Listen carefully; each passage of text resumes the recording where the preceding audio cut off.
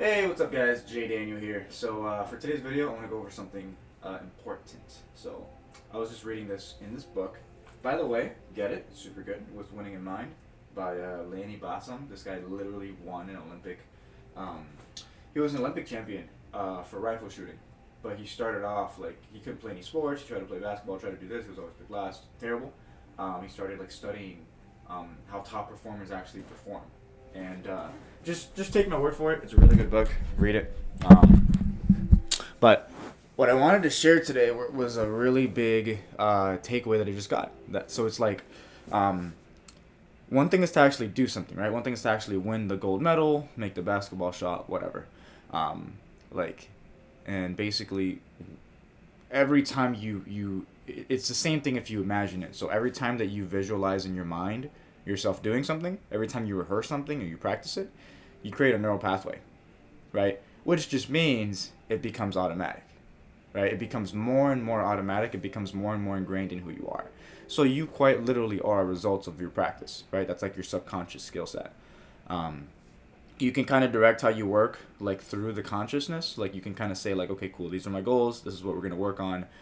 This is the new skill that we're learning. Let's consciously practice it. Let's consciously visualize it, right?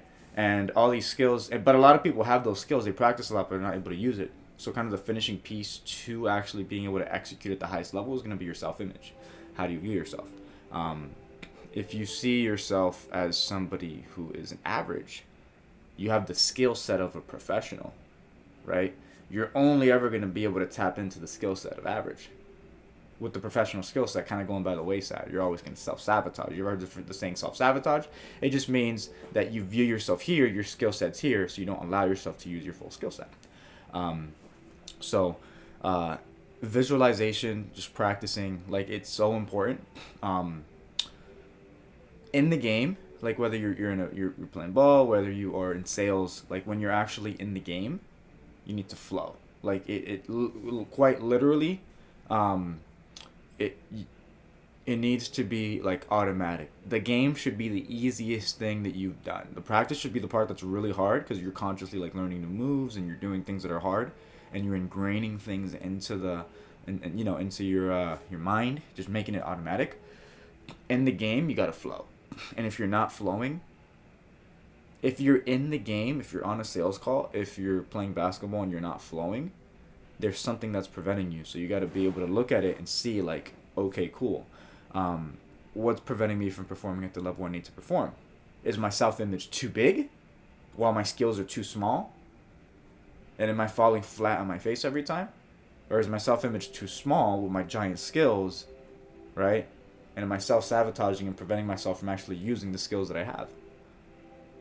Right? There's different things. Are you too focused on winning, too focused on the outcome, that you're not allowing yourself to actually tap into your skill set because you're too focused, you're too anxious, you're thinking too much about winning, that you're preventing yourself from succeeding? You got to be aware of these things, and when you're aware of them, you can work on a proactive solution to basically put yourself in the best possible position to get the outcome you want.